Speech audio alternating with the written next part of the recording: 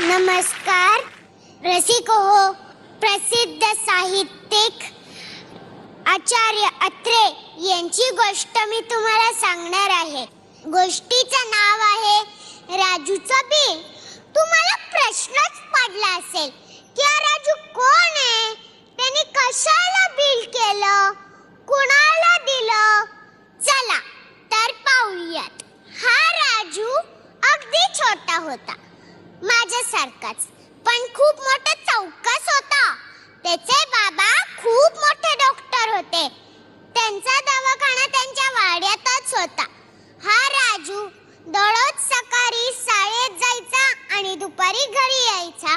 घरी आल्यानंतर तो आपल्या आईने केलेलं जेवण जेवायचा. जेवल्यानंतर तो मस्तपैकी झोपायला जायचा. झोप झाली की तो आपला अभ्यास करायचा. इतक्यात त्याचे मित्र यायचे. राजू, ए राजू, चल चल चल खेळायला. आज काय खेळायचं रे आपण? बॅट बॉल खेळू. चला खेळूयात. संध्याकाळ झाली होती. राजू आपल्या बाबांच्या दवाखान्यात गेला. त्यांनी अनेक पेशंट पाहिले. कुणाला खोकला झालेला असायचा, तर कुणाला सर्दी झालेली असायची, तर कुणाचं पोट दुखायचं. असे अनेक पेशंट त्यांच्या बाबांच्या दवाखान्यात यायचे. त्याचे बाबा त्यांना तपासायचे, औषध द्यायचे आणि ते काहीतरी एका चिठ्ठीवर लिहून द्यायचे. काय बरं ते चिठ्ठीवर लिहून देतात? मग ते पेशंट ती चिठ्ठी घेऊन कंपाऊंडर काकांकडे जातात आणि मग कंपाऊंडर काका त्यांना पैसे देतात. पेशंट त्यांना पैसे देतात. राजूच्या मनात एक शंका आली की बाबा दररोज त्या चिठ्ठीवर काय लिहून देतात? काय बरं ते लिहून देतात? त्यांनी बाबांनाच विचारलं, बाबा तुम्ही दररोज त्या चिठ्ठीवर काय लिहून देता?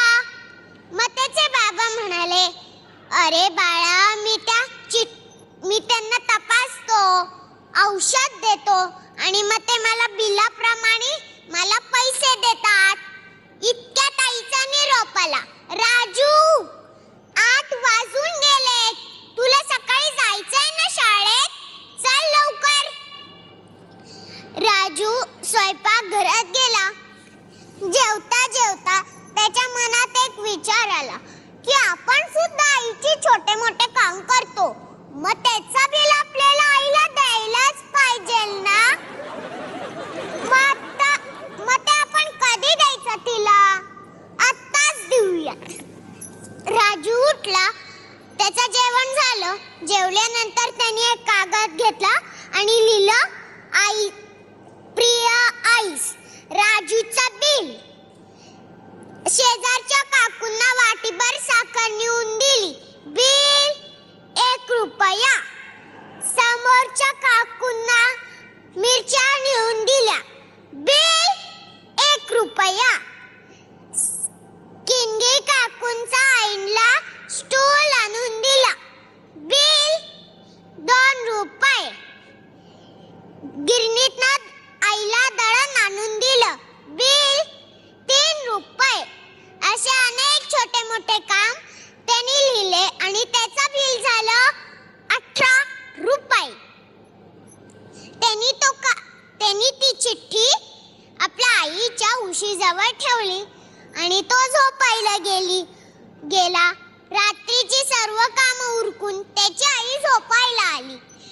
पण झोपायच्या आधी तिचं लक्ष त्या चिठ्ठीकडे गेलं. तिने ती चिठ्ठी घेतली आणि वाचू लागली. वाचता वाचता ती हसू लागली.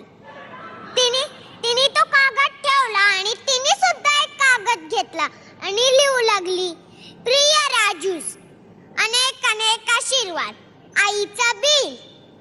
तुला मी जन्म दिला, बिल 0.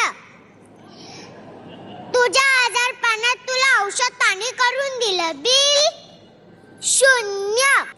तुझी शाळा, कपडे, अभ्यास याच्यासाठी कष्ट वाचलं. बिल 0. असे अनेक छोटे मोठे काम तिने लिहून तिचं बिल झालं फक्त 0. तिने ती चिठ्ठी राजूच्या उशीजवळ ठेवली आणि झोपायला गेली. सकाळ झाली होती. राजू उठला. उठल्यानंतर त्याचं लक्ष त्या चिठ्ठीकडे गेलं.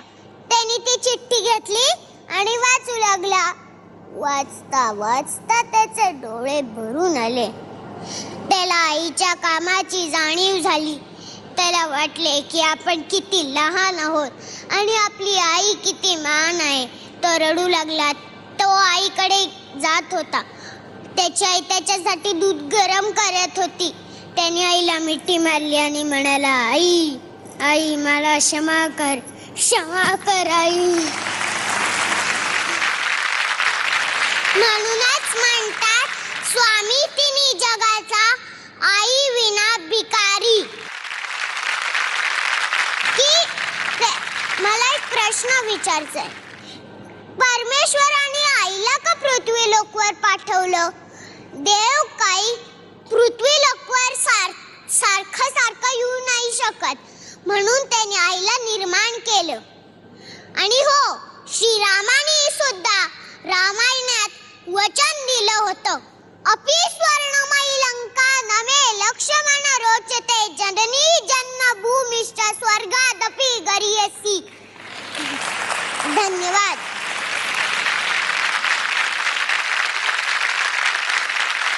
आणि आता